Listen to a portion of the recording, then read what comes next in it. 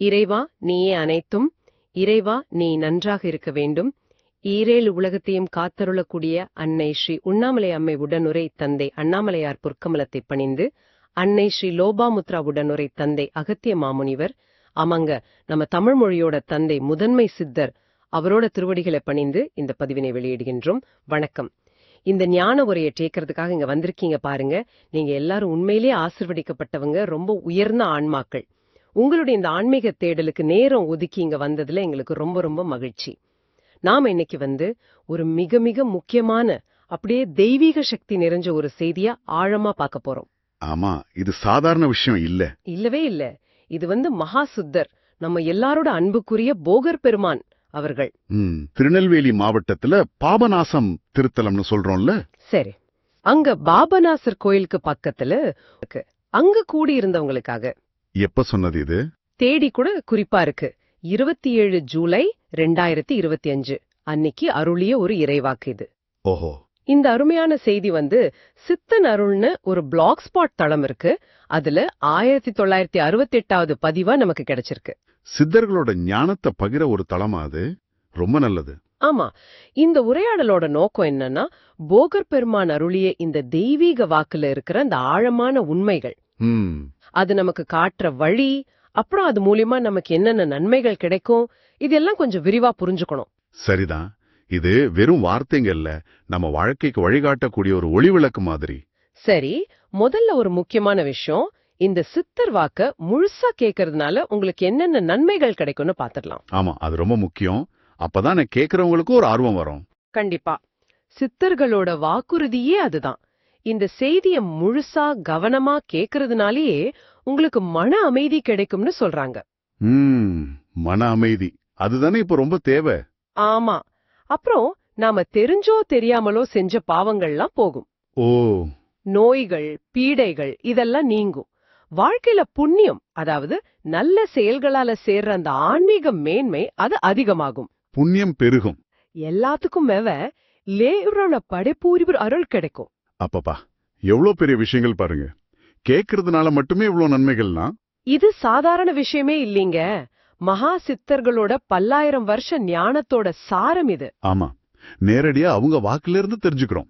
இது ஒரு பெரிய பாக்கியம், ஒரு பொன்னான வாய்ப்பு. இந்த தெய்வீக செய்திகளை கேட்கறதே உங்க வாழ்க்கையில நல்ல மாற்றங்கள் வர்றதுக்கு ஒரு தூண்டுதலா இருக்கும். சரி, வாங்க கேட்கலாம். அது பாபநாசம் புண்ணிய பூமி, தாமிரபரணி நதிக்கரையில இருக்கு. தாமிரபரணியும் புனித நதிதான். ஆமா, அங்க பாபநாசர் கோயிலுக்கு பக்கத்துல ஒரு கூட்டு பிரார்த்தனை மண்டபம், அங்க பக்தர்கள் எல்லாம் கூடியிருக்காங்க. சரி. அவங்களுக்காக மகா சித்தர் போகர் பெருமான் அவர்கள் முதல்ல யார வணங்குறாரு தெரியுமா? யார? அன்னை உலோபாமுத்ரை அம்மையாரையும் தந்தை அகத்திய மாமுனிவரையும் பணிஞ்சு வணங்கிட்டு அதுக்கப்புறம் தான் இந்த பாடலை, இந்த இறை வாக்கு சொல்றாரு. ஆஹா, குரு வணக்கம், சித்தர்களோட அந்த பணிவு, அது அபாரம். ஆமா, ஆரம்பத்திலே போகர் பெருமான் ஒரு விஷயத்த கவனிக்கிறாரு. என்ன அது? கங்கை, காவேரி, சிந்து, பிரம்மபுத்திரா, தாமிரபரணி இந்த மாதிரி புண்ணிய நதிகளோட மகிமை நமக்கு தெரியும். ஆமா, தெரியும். ஆனா அதோட உண்மையான தத்துவம், அதை எப்படி மதிக்கணும், வணங்கணுங்கிறத நாம முழுசா உணர்றதில்லன்னு சொல்றாரு. ஓ, வெறும் தண்ணியா பார்க்க கூடாதுங்கிறாரு. அதோட தெய்வீக தன்மைய உணரணும்னு சொல்றாரு. மிக சரியா சொன்னீங்க. அந்த பின்னணியில தான் போகர் பெருமானோட வேண்டுதலே ஆரம்பிக்குது. அந்த பாடலோட சாராம்சத்தை பாத்தீங்கன்னா, அது முழுக்க முழுக்க ஒரு உருக்கமான விண்ணப்பம். யார்கிட்ட? இறைவன் கிட்ட, அன்னை பராசக்தி கிட்ட, புண்ணிய நதிகள் கிட்ட, குரு கிட்ட. ஒரு முழுமையான சரணாகதி இது. முதல்ல அன்னை பராசக்திய புவனேஸ்வரியா, அன்னை லோபாமுத்ரியா போற்றுகிறார். ஆமா, அவளே எல்லாத்தையும் காக்கிறவ, அழிச்சு உருவாக்குறவ, கருணை வடிவானவ, அன்போட எல்லை, ஞானத்தோட ஊற்றுன்னு புகழாரு. ஓஹோ. பாபநாசம் தலத்துல இருக்கிற அந்த உலக நாயகி கிட்ட இங்க வர்ற பக்தர்களோட எல்லா நோய்களையும் தீர்த்து அவங்களுக்கு அருள் வழங்கணும்னு வேண்டுகோளை வைக்கிறார். அன்னை கிட்ட முதல்ல கேக்குறது, அதுல எதுவும் விசேஷம் இருக்கா? அருள பெற அன்னையோட பங்கு பத்தி இது என்ன சொல்லுது? நிச்சயமா இருக்கு. நம்ம தத்துவத்துல, குறிப்பா சாக்தத்துல, அன்னை பராசக்தி தான் மூலசக்தி. ஆமா, சிவபெருமானோட அருளை பெறணும்னா கூட அன்னையோட கருணை முதல்ல தேவைங்கிறது தம்பிக்கை. சரி சரி. போகர் பெருமான் முதல்ல அன்னைய வேண்டது அந்த தத்துவத்தை காட்டுது. அவளோட கருணை கிடைச்சிட்டா மத்த தெய்வங்களோட அருளும் சுலபமா கிடைக்கும்னு ஒரு கருத்து. ஓ, அதோட அவளை ஞானத்தோட ஊற்றுன்னு சொல்றது. உண்மையான விடுதலைக்கு அறிவும் வேணும், அருளும் வேணும்னு காட்டுது. அடுத்ததா தாமிரபரணி நதி கிட்ட வேண்டாரு. நதி கிட்டையா? ஆமா, கங்கைய போலவே இந்த புண்ணிய நதியில குளிக்கிற பக்தர்களோட பாவங்களை, அதாவது கர்ம வினைகளோட சுமைய நீ ஏத்துக்கிட்டு அவங்கள தூய்மைப்படுத்தணும்னு கேக்குறாரு. ஓ, அருளுன்னு உருக்கமா வேண்டாரு. தாமிரபரணிய கங்கையோட ஒப்பிடுறது இது பொதுவா சித்தர்கள் பாடல்கள்ல வருமா, இல்ல பாபநாசத்தோட மகிமைய சொல்ல இவர் இப்படி சொல்றாரா? ரெண்டுமாவே இருக்கலாம். கங்கை பாவம் போக்கும் நதின்னு எல்லாருக்கும் தெரியும். ஆமா. தாமிரபரணியும் அதே மாதிரி புனிதமானது, சக்தி வாய்ந்ததுன்னு வலியுறுத்த கங்கைய சொல்றாரு. சரி. அதே நேரம் பாபநாசன் தலத்தோட முக்கியத்துவத்தையும் இது உயர்த்துது. இங்க இருக்கிற தாமிரபரணிக்கு அந்த சக்தி உண்டுன்னு அவர் உறுதியா நம்புறாரு. ஓ, அதோட நிக்காம கங்கை தாய்கிட்டயும் ஒரு விண்ணப்பம் வைக்கிறாரு. கங்கை கிட்டையா? என்னன்னு? பாபநாசத்துக்கு வர முடியாத பக்தர்கள் இருப்பாங்க இல்லையா, அவங்களுக்காக கங்கையே தாமிரபரணியில வந்து அருள் புரியணும்னு கேக்குறாரு.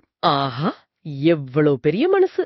ஆமா, இது மூலமா எல்லா புண்ணிய நதிகளும் ஒண்ணுதான்ற உயர்ந்த ஆன்மீக உண்மையும் சொல்றாரு. அதுக்கப்புறம் குருவான தந்தை அகத்திய மாமுனிவர் கிட்ட வேண்டாரு. குரு வணக்கம் மறுபடியும். ஆமா, அங்க வந்திருக்கிற எல்லாருக்கும் ஆசைகளை வழங்கி அவங்களுக்கு ஞான உபதேசம் தந்து அவங்கள புண்ணியவான்களா ஆக்கணும்னு கோரிக்கை வைக்கிறாரு. ஞானத்துக்கும் புண்ணியத்துக்கும் குருவோட அருள் அவசியம்னு சொல்றாரு. கரெக்ட்.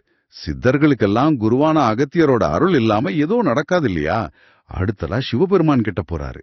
அங்க பாபநாசரா இருக்காரு இல்லையா, நீலகண்டன், கங்காதரன், ஈசன். அவர்கிட்ட பல வேண்டுதல்கள். என்னன்னு கேக்குறாரு? மக்களோட பாவங்களையும் தீராத கர்ம வினைகளையும் நீக்கிற சக்தி ஈசனுக்கு மட்டும்தான் உண்டுன்னு போற்றுகிறார். மக்கள் படுற கஷ்டங்கள், அவங்க குறைகள், பிறவி பிறவியா தொடர்ற கர்மா, இதுல இருந்து அவங்களை விடுவிக்கணும்னு மன்றாடுறாரு.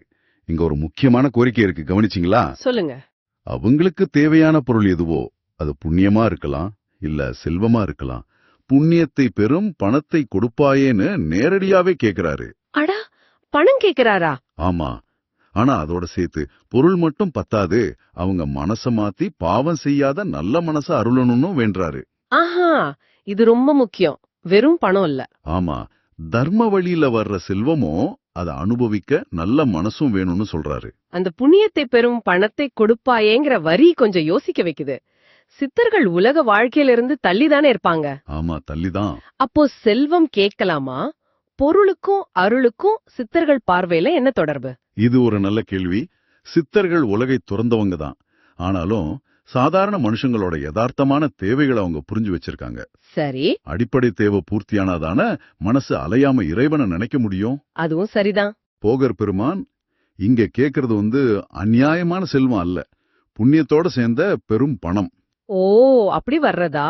ஆமா, நேர்மையா சம்பாதிச்ச தர்ம காரியங்களுக்கு பயன்படக்கூடிய செல்வம். அதோட மனச மாற்றிடும்னு கேக்குறதுனால பொருள் மட்டும் குறிக்கோள் இல்லைன்னு தெளிவா தெரியுது. புரியுது. ஆன்மீக முன்னேற்றத்துக்கு தடையா இல்லாம அதுக்கு உதவுற மாதிரி ஒரு வளமான வாழ்க்கையை தான் வேண்டாருன்னு புரிஞ்சுக்கலாம். அப்புறம் இன்னொன்னு சொல்றாரு, பாபநாசன் இந்த ஊருக்கு பேர் வச்சல அகத்தியர் தானா. ஓ, அப்படியா? ஆமா, அதுக்கு காரணம் ஈசனுக்கு தான் தெரியும்னு சொல்றாரு. இங்க 108 சிவாலயங்கள் இருக்குன்னு ஞாபகப்படுத்திட்டு, இந்த புண்ணிய தலத்துக்கு வர முடியாதவங்களையும் எப்படியாவது இங்க வரவழைக்கணும்னு வருக வருகன்னு ஈசனே கூப்பிடுறாரு. ஆஹா, இறைவனே அழைக்கிறாரா? ஆமா, ஒரு ஆவாகனம் மாதிரி இறைவனோட கருணைய வரவழைக்கிறார். அதோட முருகப்பெருமான் கிட்ட, பழனி குமரன் கிட்ட ஒரு வேண்டுதல். முருகன் கிட்ட என்ன கேக்குறாரு?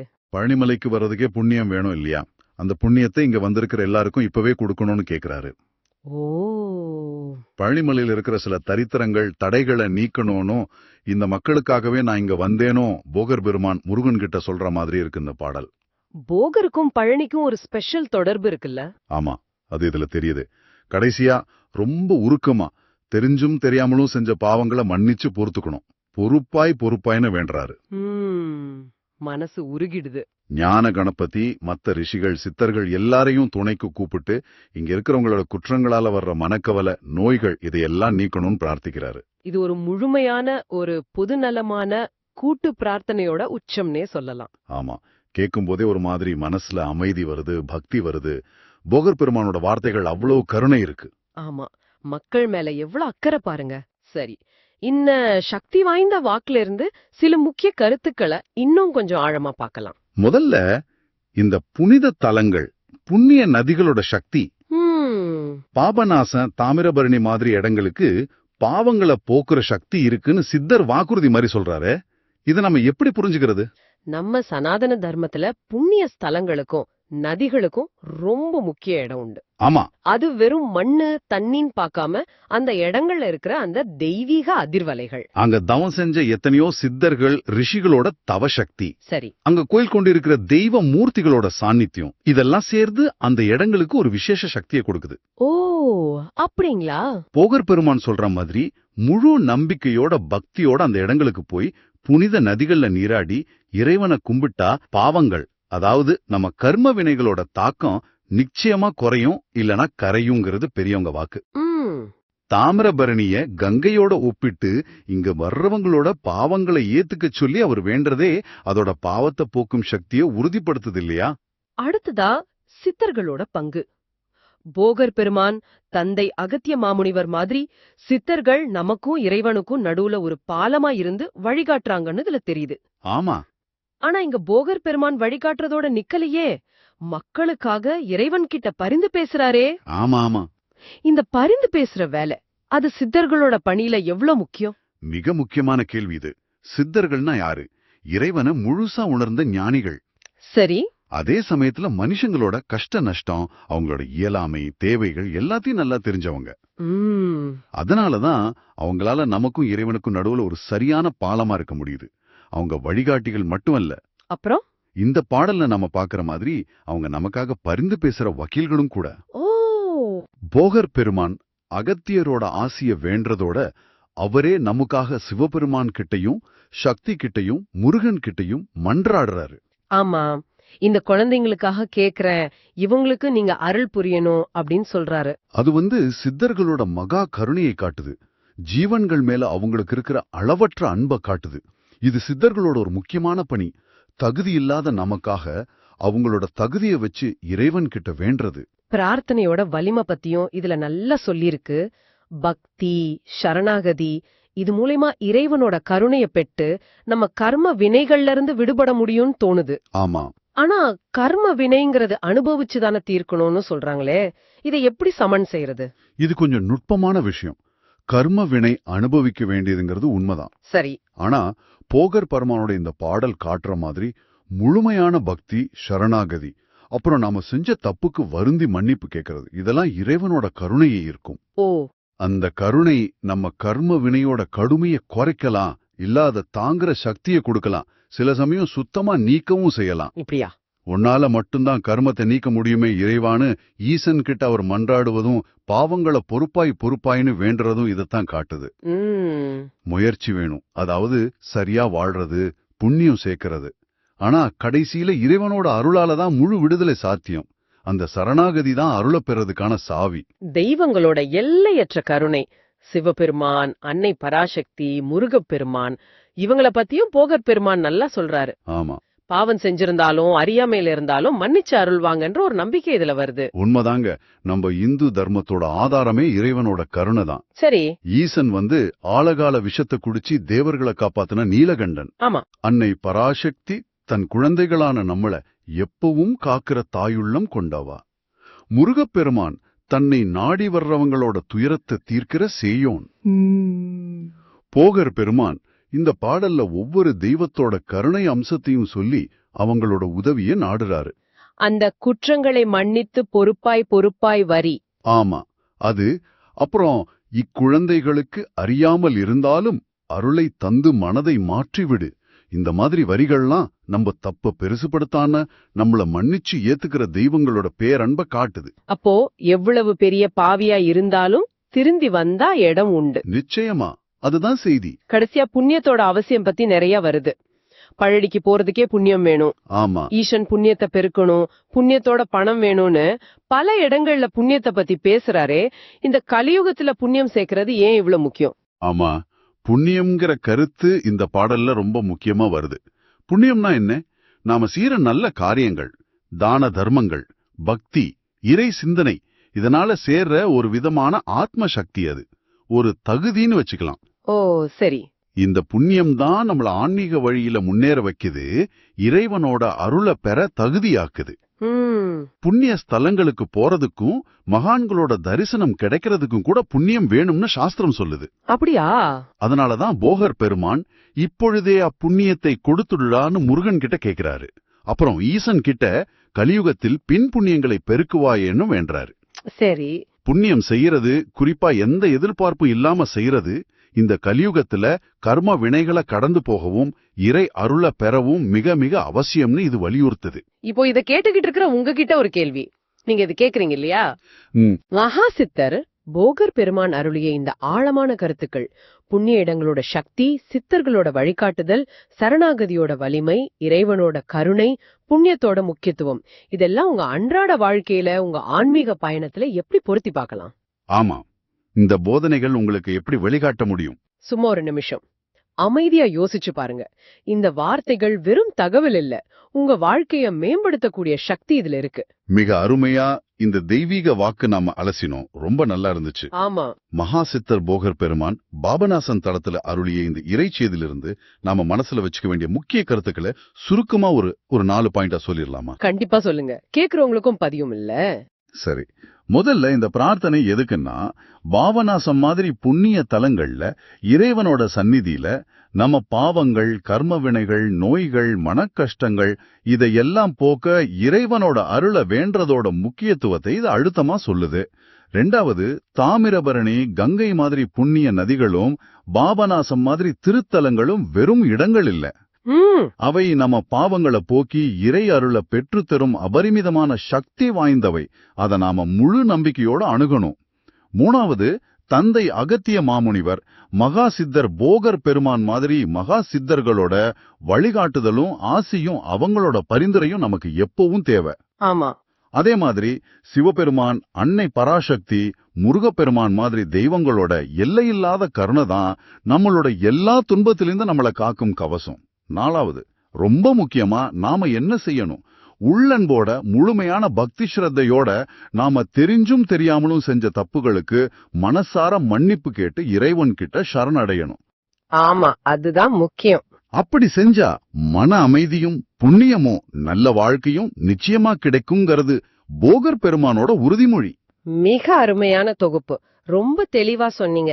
இந்த பதிவை கேட்டுக்கிட்டு இருக்கிற நீங்க எல்லாரும் உண்மையிலேயே ஆன்மீக தேடல் உள்ள நல்ல மனசுக்காரங்கன்னு மறுபடியும் சொல்லிக்கிறேன். நிச்சயமா. இந்த தெய்வீக செய்திய, இந்த ஞான புதையல உங்களோட மட்டும் வச்சுக்காதீங்க. ஆமா, இது எல்லாருக்கும் போய் சேரணும். உங்களுக்கு தெரிஞ்ச எல்லாருக்கும், உங்க நண்பர்கள், சொந்தக்காரங்க, நீங்க இருக்கிற வாட்ஸ்அப் குழுக்கள், ஃபேஸ்புக், இன்ஸ்டாகிராம், எக்ஸ், பழைய ட்விட்டர், லிங்க்டின், எல்லா சோசியல் மீடியாக்கள்லயும், ஆமா, டெலிகிராம், டிஸ்கார்ட், மெசஞ்சர்னு எல்லாத்துலயும் ஷேர் பண்ணுங்க. எவ்வளவு பேருக்கு முடியுமோ அவ்வளோ பேருக்கு இந்த ஞான ஒளியை கொண்டு சேருங்க. இப்படி நீங்க ஷேர் பண்றனால என்ன ஆகும் தெரியுமா? மத்தவங்களுக்கும் நல்ல வழிகாட்டின புண்ணியம் உங்களுக்கு கிடைக்கும். ஆமா, அது பெரிய புண்ணியம். அது சாதாரண புண்ணியம் இல்ல.